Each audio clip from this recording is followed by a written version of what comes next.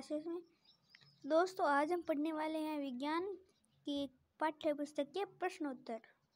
तो चलिए अब हम शुरू करते हैं पाठ्य पुस्तक के प्रश्नोत्तर। पहले प्रश्न का नाम है, जीवों को खाद्य की आवश्यकता क्यों होती है। खाद्य का यहाँ पे अर्थ है खाने की आवश्यकता क्यों होती है, यानी जीवों को खाने की आवश्यकता क्यों होती है। इसका उत्तर है, पहला होता है ऊर्जा प्राप्त करने के लिए। ऊर्जा प्राप्त करने के लिए जीवों को खाने की आवश्यकता होती है। शरीर की मरम्मत करने के लिए, यानी आप जो खेलते हो तो आपकी कहीं पे चोट लग जाती है तो उसकी मरम्मत करने का काम खाना ही करता है।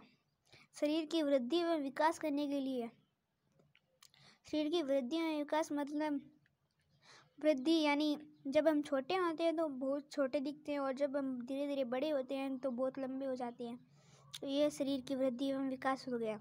रोगों से बचने के लिए, जैसे अब बाहर कोरोना वायरस चल रहा है तो इससे बचने के लिए हमें खाने की आवश्यकता होती है।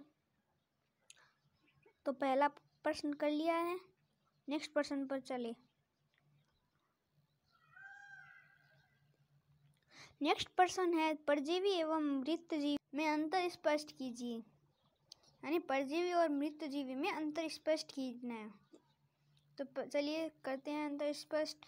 परजीवी का अर्थ होता है कुछ पौधों में क्लोरोफिल न होने के कारण वह अपना भोजन स्वयं नहीं बना सकते।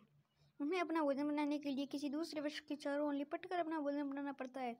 परजीवी पोषक कहलाती है। जैसे अमर बेल, यहाँ पे आप फोटो में देख पा रहे होंगे, ये अमर बेल है। इसने दूसरे वृक्ष के चारों ओर लिपट कर अपना भोजन प्राप्त करती है। तो अब हम फिर से चलते हैं टॉपिक पे। तो इसकी परिभाषा हो गई, कुछ पौधे में क्लोरोफिल न होने के कारण वह अपना भोजन स्वयं नहीं बना सकते। उन्हें अपना भोजन बनाने के लिए किसी दूसरे वृक्ष के चारों ओर लिपट कर अपना भोजन बनाना पड़ता है। पोषक की यह विधि परजीवी पोषक कहलाती है। और दूसरा है, कुछ पौधे मृत, मरी हुई, सड़ी हुई, गली हुई वस्तुओं से अपना भोजन प्राप्त करते हैं। पोषक की यह विधि मृतोपजीवी पोषक कहलाती है। यानी कुछ पौधे ऐसे होते हैं जैसे मशरूम और कवक। जैसे आपने मशरूम के पास ब्रेड का एक टुकड़ा रख दिया तो वह ब्रेड का टुकड़ा कुछ दिनों में मिट्टी में मिल जाएगा। तो यह काम कौन करता है, मशरूम यानी या कवक करता है। कवक भी मशरूम की प्रणाली में आता है। तो अब चलते हैं अगले प्रश्न पर। यहाँ पे फोटो है, देखो ये कवक है। कवक बहुत सूक्ष्म होता है, यहाँ बहुत छोटा होता है। ये मशरूम है। तो हमने इसकी फोटो देख ली। अब हम चलते हैं टॉपिक पे। नेक्स्ट प्रश्न है प्रश्न नंबर 4, हरे पादपों में खाद्य संश्लेषण का प्रक्रम का संक्षिप्त वर्णन कीजिए। यानी जो प्रकाश संश्लेषण क्रिया है, जो जिससे पौधे अपना भोजन बनाते हैं, उस क्रिया को हमें स्पष्ट करना है। तो पहला यहाँ पे है, पहला है पौधों की जड़ें मिट्टी में से पानी अवशोषित करेगी।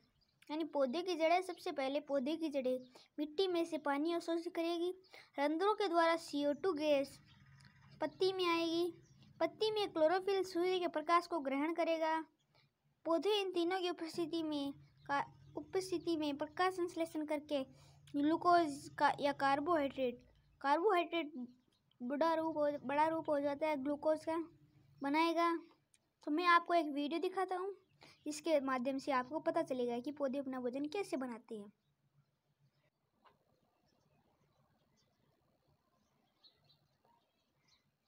सबसे पहले रूट से यानी जड़ से पानी और खनिज लवण उसके तने में आएंगे।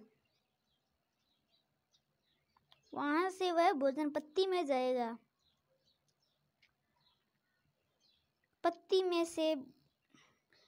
में सूर्य का प्रकाश को क्लोरोफिल ग्रहण करेगा। वहां से कार्बन डाइऑक्साइड या CO2 पत्ती में जाएगी। फिर वहां पे भोजन बनेगा। भोजन कार्बोहाइड्रेट के रूप में भोजन बनेगा। फिर वहां से ऑक्सीजन उसके अंदर आएगी। फिर भोजन बनके भोजन उसके अलग अलग भागों में जाएगा। आपने वीडियो देखा, आपको सारी जानकारी प्राप्त हुई। चलते हैं हम अब अपने नेक्स्ट प्रश्न पे। किसी प्रवाह की सहायता से दर्शाइए कि आप भोजन मूलभूत करें, यानी कोई चित्र की सहायता से ये खाद्य प्रक्रम को समझाना है। तो पहले देखो यहाँ पे घास है, घास को टिड्डा खाएगा, टिड्डा घास को खाएगा, और टिड्डे को मेंढक खाएगा, मेंढक सांप मेंढक को खाएगा, और चील सांप को खाएगा। तो मैं आपको कुछ फोटो दिखाता हूँ जिसके द्वारा आपको पता चलेगा। यहाँ पे देखो ये टिड्डा खा रहे हैं घास को, फिर मेंढक खाएगा टिड्डे को, फिर सांप खाएगा मेंढक को, फिर वहाँ से चील सांप को खाएगा। तो इनके खाने की प्रक्रिया भी मैं आपको बता देता हूँ। यहाँ पे देखो ये खाने की प्रक्रिया हो रही है यहाँ पे। तो आज के लिए बस इतना ही, धन्यवाद।